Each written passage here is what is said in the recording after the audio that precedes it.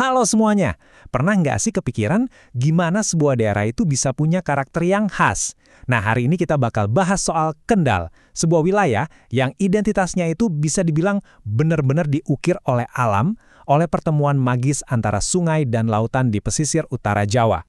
Jadi cerita Kendal ini bukan sekedar daftar tanggal dan peristiwa ya, ini lebih dalam lagi. Ini adalah kisah tentang bagaimana geografi, terutama pertemuan antara Sungai Bodri dengan Laut Jawa, membentuk watak masyarakatnya.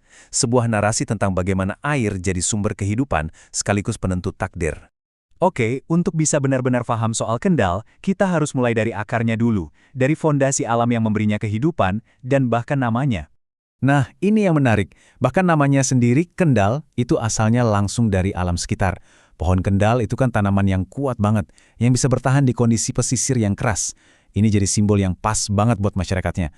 Kuat, ulet, dan berakar kuat pada tanah dan air. Bayangin deh, dari dulu banget, hidup di Kendal itu ya semuanya tentang air. Sungai Bodri itu bukan cuma buat ngairin sawah-sawah subur, tapi juga jadi jalan tol zaman dulu.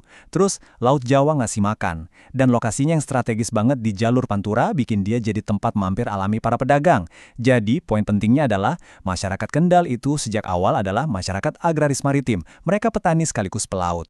Tentu aja, sejarah Kendal nggak berdiri sendiri. Yuk, kita lihat gimana wilayah ini berevolusi dan berkembang di bawah pengaruh kekuatan-kekuatan besar di Jawa. Dan di sini kita bisa lihat betapa dinamisnya peran Kendal dari waktu ke waktu. Zaman Majapahit, dia jadi jalur niaga. Waktu Demak berkuasa, dia jadi lumbung pangan dan pemasok pelaut-pelaut tangguh. Terus, pas ada masa transisi kekuasaan, kepemimpinan lokal sempat bangkit sebelum akhirnya jadi bagian dari Mataram Islam sebagai pusat logistik yang vital. Setiap penguasa baru, mereka semua melihat nilai strategis yang sama di Kendal, lokasinya di pesisir, dan sumber dayanya yang kaya. Nah, di tengah perubahan-perubahan besar itu, muncullah tokoh-tokoh lokal yang perannya krusial banget. Salah satunya Sunan Katong. Beliau ini bukan cuma pemimpin agama yang menguatkan Islam di sana, tapi juga seorang administrator yang hebat. Beliau menata masyarakat dan memastikan jalur perdagangan aman. Perannya ini penting banget dalam menciptakan stabilitas dan kemakmuran lokal. Selanjutnya, ceritanya bergeser nih ke era tekanan dari luar. Sebuah masa yang justru akan menempa karakter masyarakat Kendal jadi jauh lebih kuat lagi. Slide ini nunjukin perbedaan yang wow, tajam banget. Kalau di era Kesultanan, Kendal itu ibaratnya mitra strategis yang menyuplai pangan dan tenaga, ya kan? Nah, di era kolonial, perannya dibalik total. Dia jadi wilayah yang dieksploitasi, di mana hasil bumi dan pajaknya dikeruk habis-habisan buat kepentingan penjajah. Ini perubahan yang fundamental banget. Tapi, justru di bawah tekanan kayak ginilah karakter sejati mereka terbentuk. Walaupun dieksploitasi, masyarakat Kendal nggak menyerah gitu aja. Mereka tetap jalanin pertanian, perikanan, dan perdagangan lokal mereka. Dari sinilah mereka belajar jadi mandiri, tekun, dan yang paling penting, nggak gampang ditaklukkan. Sifat inilah yang jadi warisan sampai sekarang. Dan semangat perlawanan ini kebawa terus sampai masa perjuangan kemerdekaan.